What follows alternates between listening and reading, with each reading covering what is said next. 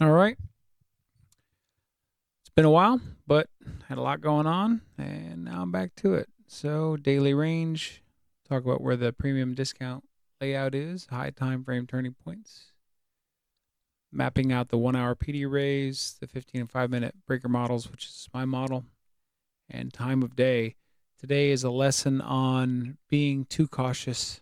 And, in some ways, I don't know how to say it any other way than this, but when the market moves so far that the context and the layout of your price action moves off the screen, uh, that affects me personally. I have a much harder time with that. And so I've done a lot of things to remove things from my chart that make it sort of impossible to overcomplicate things and things like that.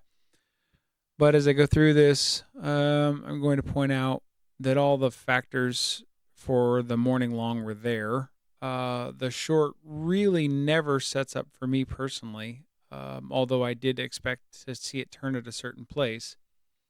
I just didn't have any way into it. It did turn at that place, but I didn't have any way into it, and it's beyond my trading time. So let's just dive into the charts. On the hourly, this is what the layout looked like, in the beginning of the morning. When I walked in, it was like this. You know, CPI had already happened. I don't bother. I don't even look. I don't even begin preparing until that's all done because there's no point. My daily range, if you look at the daily time frame, sets out to be this for rejection block and then the order block down below it, and you can see that was pretty accurate given what it was that we were going to do for the day. And then I isolate all the PD arrays. You can see here is the daily equilibrium. So I wanted all the premium arrays up here, but I didn't expect us to get up here because that was so large. I expected us to try and fill this in. So I thought maybe this might operate as a breaker, and it ended up doing it right on the wick of that low. That's not a trade for me, but I understand the logic of why that might work. But the real bugaboo of today, if I get rid of that, is that I saw a long occur right at 9:30. So let me just explain my model best I can. This is it.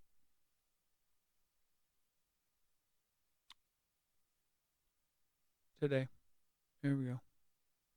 Okay, so we see 9:30 dip into discount, and then you form a breaker. Template day of the week matters. The draw matters, and then I want to see risk flow alignment, and then exact time is nice. Any two of these, any one of these is great to add into this configuration, but two or three or four makes it all much better. So that's my model. Let's look through the charts and see what happened. First of all, on the hourly, you don't see at 10 o'clock you see respect for this order block, which I've been saying for a while that means any dive into a discount array from that point is reasonable to think about. Now, the first thing that you'll notice is that right at 9:30 open, we dive down and take out liquidity. And I just put it on there because I didn't have it at the time. I wasn't seeing it. My charts were not, I was not seeing this as it is right here on the hourly now. I'll show you exactly what I was seeing. Let me throw that on there like that. I'll show you what I was seeing. I was seeing this like that. I knew these arrays were over there, but I was not thinking about the session liquidity of that. So as a consequence, this dive I just saw as a low out in the middle of the ether. Nothing as a reference point to it.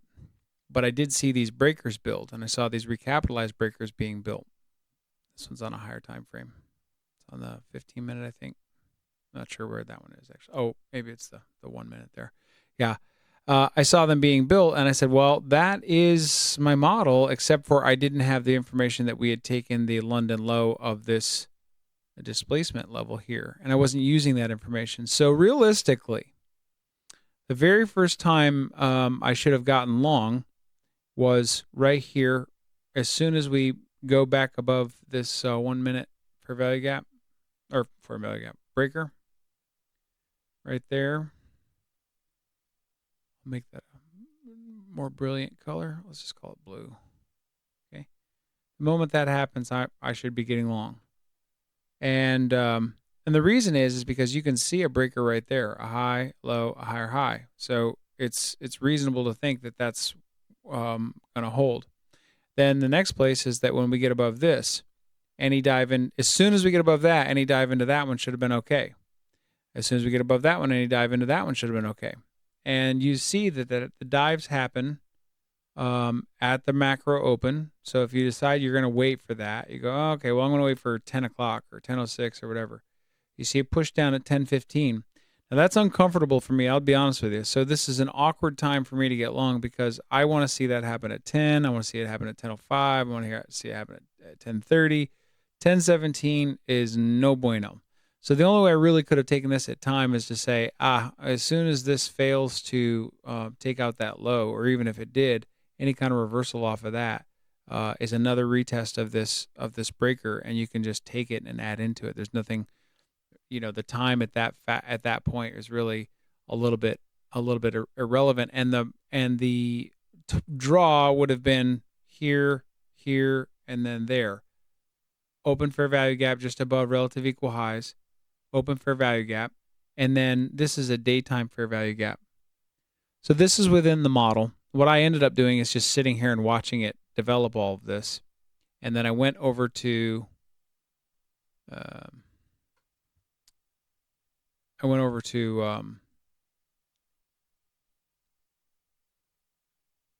the E-mini S&P and traded the short. I tried to take a short here. What I saw is a liquidity takeout there right at 11, or just before 11, and then the pullback right at 11, and I thought this would hold, and it didn't. I got taken out, and then I was just done. I only took one trade on the day, 1% loss, and just accepted that I wasn't in alignment with the market. These were also out of sync with each other. So I felt like the short on ES made a lot more sense than the short on NQ, but I didn't take the long either, even though my model presented itself. And just to remind myself of how clear the model was, you're in extreme discount. You have a breaker formed after taking session liquidity at time. And what were the other things that needed to be involved in there? You have a Tuesday potentially low of week. The draw to the fair value gap was definitely clear, and you had risk flows alignment. Let's go look at risk flows. What were those doing? Oh, blasting off to the moon. So in that way, you could say, well, doesn't that mean that NQ should be going down? Yeah, of course, it definitely does mean that. The no easy way to say that we should be timing our trade with that, as far as like I want to go long in NQ, but the dollar's going long and those kinds of things. At the morning session, we are right at the top of this fair value gap. So I don't know. Can you say, well, it's worth thinking that you'll get a bounce off of that. This will pull back. I had actually set a trigger for this to test this fair value gap, and it never did. And that's what I was looking for. So I was looking for dollar to drop into this fair value gap. Dollar was dropping. That's why I set that trigger. And at that time, although it didn't close any lower, at that time, I thought that was fueling NQ's move higher. However, both of them, NQ, you look at this, NQ way outperformed ES in terms of its upside. Look at the difference between the two. The higher low compared to lower low versus that one. So Dow and ES had much more drastic lows than NQ did, but in any event, it was really obvious to see that NQ was stronger. So in that way, that was how I was thinking about it. It's ultimately why I didn't take any short. So the only real observation here is that when you see the model play out, there's no more information that you can really use. Now, there was one more piece of information that I could have used that should have aided me, and that was that if you look here at bring